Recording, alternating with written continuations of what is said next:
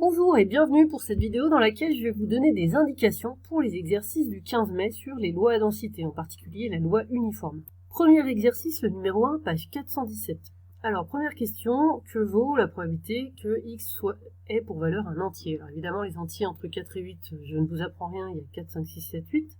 Donc ce qu'on cherche en fait, c'est la somme de ces probabilités. Or, dans le cours, on a vu que pour une loi à densité, donc une loi continue, eh bien, la probabilité que x prenne une valeur fixe est égale à 0.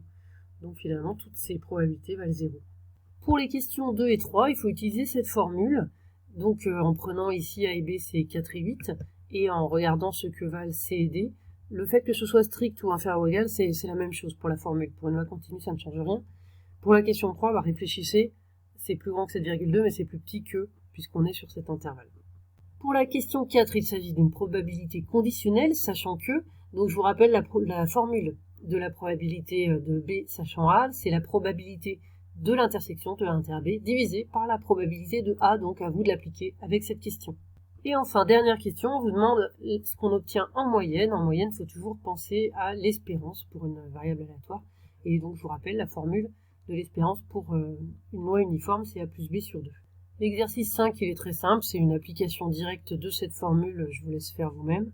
L'exercice 6, pas très difficile, il faut juste un petit peu interpréter les questions. Attendre au moins 4 minutes, ça veut dire quoi? Ça veut dire x, comment se trouve x, et ensuite le temps d'attente moyen. À chaque fois que vous voyez moyen, il faut que ça vous fasse penser à l'espérance. Et maintenant l'exercice 8.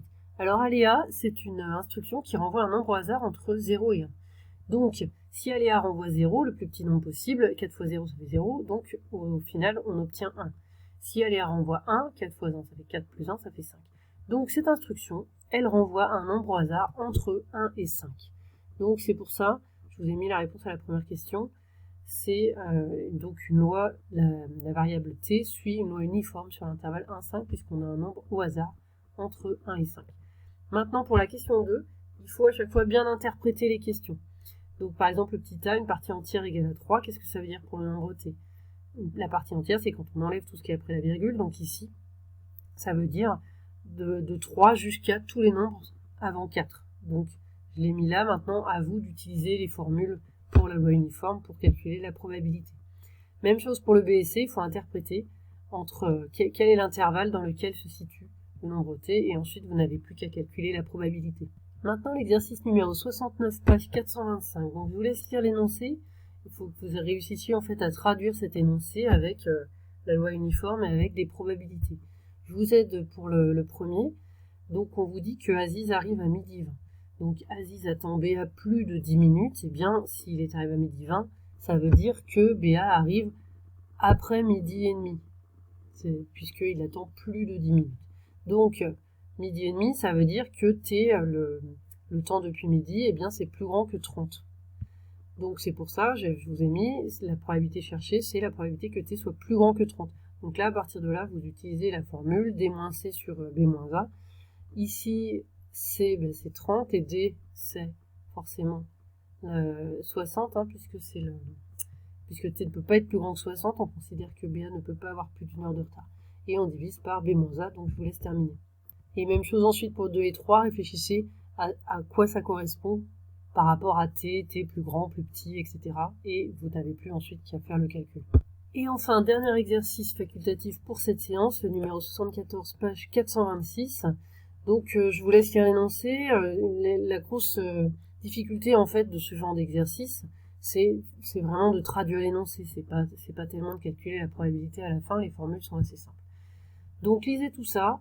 Normalement, vous devez en déduire que l'heure d'arrivée de Théo, puisqu'il part à 13 plus t et qu'ensuite son trajet dure t plus 0,5, on peut l'exprimer comme ceci. Ensuite, par exemple pour la question petit a, donc la probabilité qu'il ne soit pas en retard, puisque son rendez-vous est à 15h15, ça veut dire qu'il arrive au plus tard à 15h15, donc soit avant, soit à 15h15. Donc c'est pour ça que j'ai mis que c'est la probabilité que son heure d'arrivée soit inférieure ou égale.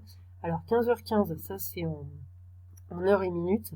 Ici, comme notre variable aléatoire, elle est en décimale, on est obligé de convertir les minutes. Bon là c'est facile, un quart d'heure, eh bien ça fait un quart, ça fait 0,25. Donc c'est pareil que 15,25. Voilà. Donc une fois que j'ai écrit ça, j'ai fait le plus dur. Maintenant, il faut simplement que je transforme l'inéquation. Ça, on a le droit dans les probabilités, il n'y a pas de problème. On peut passer, donc c'est toujours, ça continue d'être égal. Je passe le 13,5 à droite, donc ça fait moins 13,5. Ça donne 1,75. Je divise par 2, donc on obtient P de t plus petit ou égal que 0,875. Et maintenant, il reste encore à appliquer la formule de la probabilité pour une loi uniforme sur 0,1. Mais ça, c'est pas le plus difficile. Voilà, il faut faire comme cela avec tout l'exercice.